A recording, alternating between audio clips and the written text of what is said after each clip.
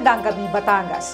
Narito ang mga balita sa Palakat Weekend News ngayong October 21, 2023. Ipatutupad ng Batangas City Police Station ang 3-minute response time o 3MRT laban sa mga krimen sa lungsod. Narito ang report.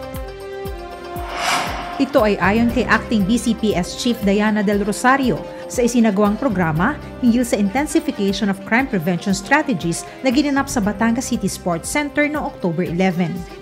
Sinabi niya na nais niyang gayahin ang 3MRT ng Integrated Command Control Center ng Quezon City Police District upang mabilis makaresponde sa mga krimen.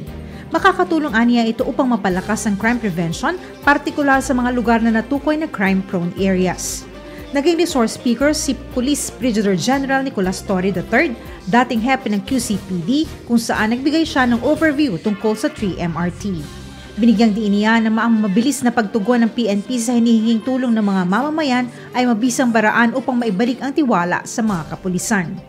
Ayon naman sa mensahe ng keynote speaker na si 5th District Congressman Marvin Marino, sa pamamagitan aniya ng naturang programa, makikita kung gaano ka-epektibo ang pagresponde ng mga pulis sa krimen at higit na makukumbinsi ang mga mamamayan na ang kapulisan ay maaasahan. Isinagawa din sa naturang pagtitipon ng ceremonial turnover ng handcuffs at investigative kits sa mga barangay peace security officer na magiging katuwang ng BCPS upang mapanatili ang katahimikan at kaayusan sa lungsod. Ipinabati din ni Police Corporal Alisa Ashley de Torres ang mga bagong programa ng BCPS na 3 o'clock habit against crimes o 3PM hackers na text brigade tuwing alas 3 ng hapon na nagbibigay babala laban sa mga fake news na kumakalat sa lungsod. Ang okasyon ay dinaluhan ng mga barangay officials, barangay tanod, force multipliers, mga kawani ng DSS at TDRO.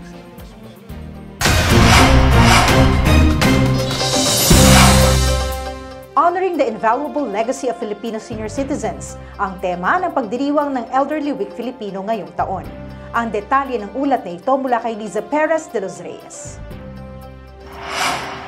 Ito ay alinsunod sa Proclamation 470 na naglalayong pahalagahan at kilalanin taon-taon ang mga kontribusyon ng senior citizens sa lipunan.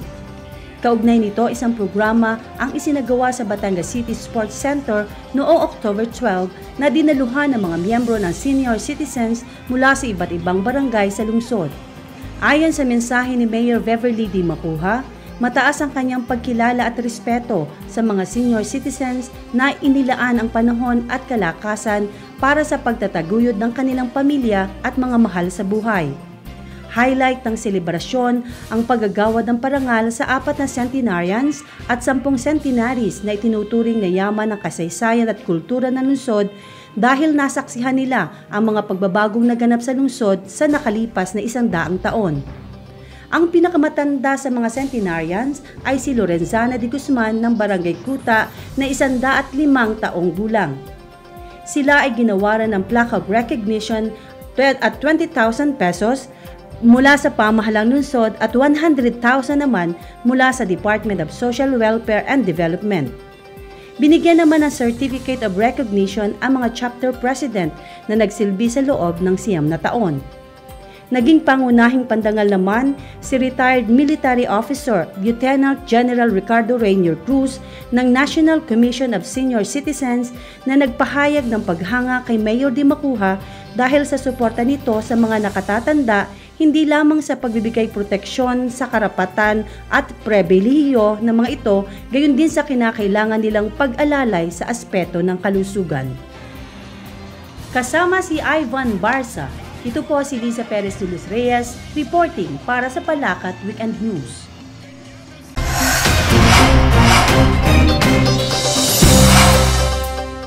Humigit kumulang sa 100 buntis sa lungsod ang dumalo sa Buntis Congress na ginanap sa Batangas City Sports Center noong October 13. Narito ang report.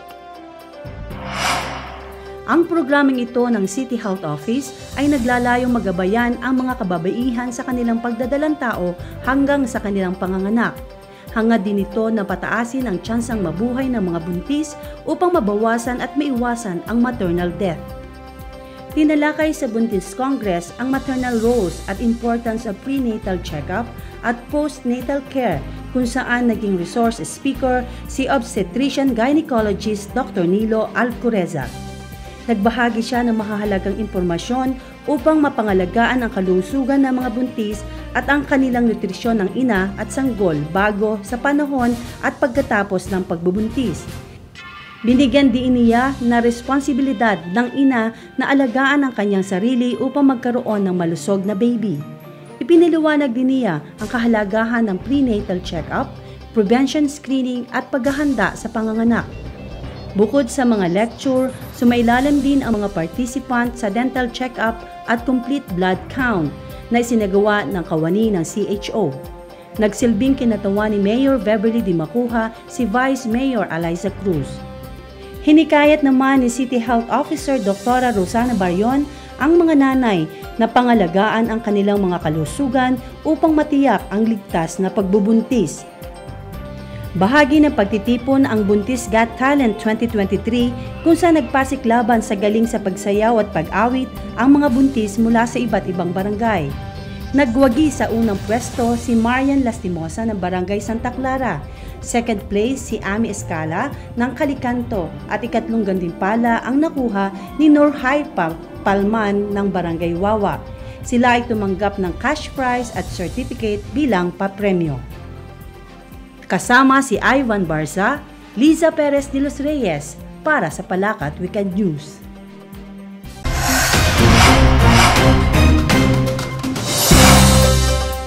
Nagsagawa ng Youth Leadership Seminar para sa mga kumakandidatong Sangguniang Kabataan o SK Chairperson sa lungsod ang Local Youth Development Office o LYDO noong October 14. Layunin ng seminar na maihanda ang mga aspiring youth leaders sa kanilang magiging tungkulin sa komunidad. Binigyang diin din ni LYDO Officer Nel Magbanwa na ang puso ng pamumuno ay paglilingkod o yaong tinatawag na servant leadership. Kailangan aniyang may kababaang loob at pagmamahal sa bayan ang isang lider kabataan. Tinalakay naman ni PAMS Rogelio Magsino mula sa Batangas City Police Station ang paksa hinggil sa anti-drug abuse at anti-terrorism. Ang mga guidelines na ipatutupad sa BSKE 2023 ay pinabatid ni Assistant City Comelec Officer Lizette Gualberto. Habang nagbahagi naman ng kanyang mga karanasan sa panunungkulan, si SK Federation President Marjorie Manalo. Ang Youth Leadership Seminar ay sa ilalim ng Project Kabrad o ang Batanggenyong Kabataan, dalangin ng mga batang responsable at disiplinado. Ang paunang hakbang ng Sangguniang Kabataan sa matinong pamumuno ng LYDO.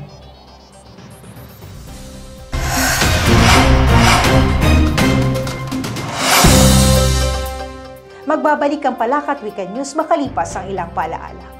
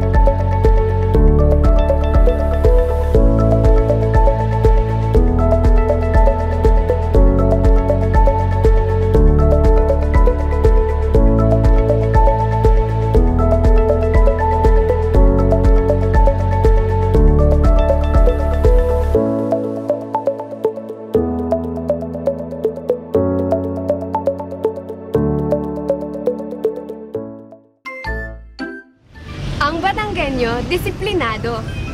Kaya,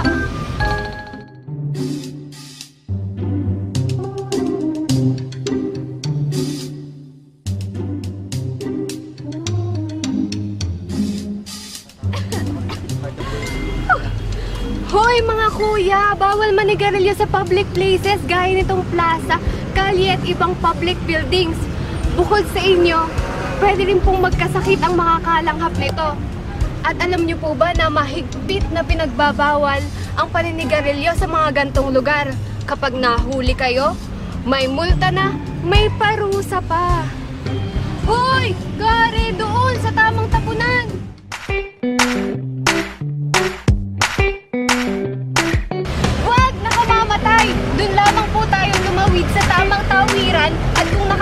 ang traffic lights.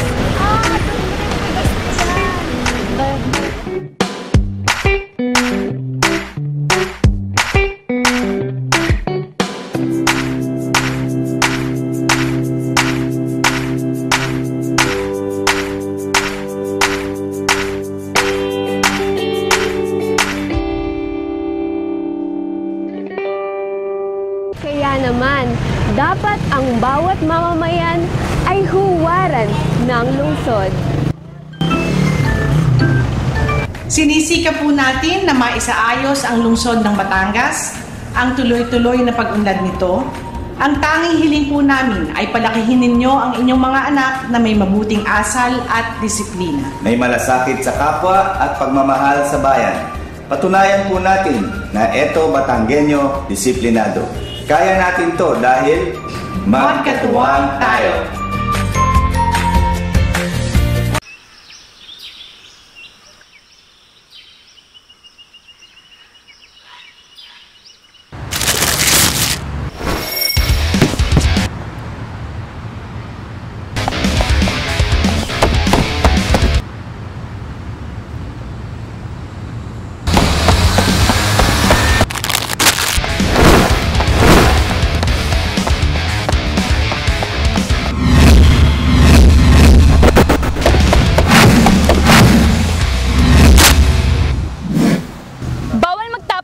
saan.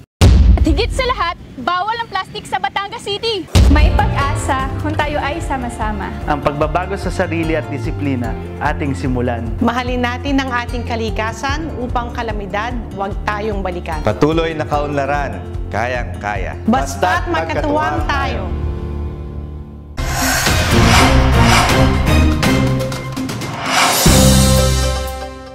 Tinanghal na kampyon ng kolehiyo ng lungsod ng Batangas Mustangs basketball team sa 12 local colleges and universities athletic association matapos mag-concede ang City College of El Salvador ng Mindanao na ginanap sa Santa Cruz, Laguna noong October 13. Narito ang report. Ayon sa komite ng Alcoa, napagdesisyonan ng officials ng CCE na hindi na lumaro sapagkat bukod sa tinalo na sila ng Mustangs sa eliminations, aminado na overpowered ang kanilang koponan at umiwas na ma-injured pa ang iba nilang mga manlalaro. Natapos ng Mustangs ang liga na walang talo. Ayon kay CLB head coach Raul Bicol, nagbunga ang dedikasyon at disiplina ng mga players sa pagkasungkit ng kampyonato. May 14 na teams anya ang naglaban-laban sa basketball kung saan hinati sa dalawang bracket at napalagay ang CLB sa group of death. Ayon naman kay conditioning coach Kevin Wolfert, hindi lamang ang galing at husay sa basketball ang hinahasa nila sa CLB, mas binibigyan nila anya ng importansya ang ugali at dedikasyon ng mga manlalaro. Pinagmalaki din ni Wolfert na 100% pawang mga Batanggenyo ang lahat ng players pati na ang mga coaching staff na isaan niya sa nakikita niyang dahilan kung bakit malakas at mahusay ang mga ito sa loob ng court kahit pa ang CLB ang maituturing na pinakabata at pinakamaliit na koponan sa buong torneo. Ito ang unang beses na lumahok ang Mustangs sa Alcoa kasunod ng pagkakapanalo nila sa Makiling Cup Under-22 noong July. Nanalo naman sa chess si Kristen Gay Canlas habang nakuha ng CLB 3 Extreme Men's Basketball ang ika-4 na pwesto. Ang 12 Alcoa ay naluhukan ng may 2,000 mga student athletes sa buong Pilipinas. Para sa Palakat Weekend News, Gerson Sanchez reporting.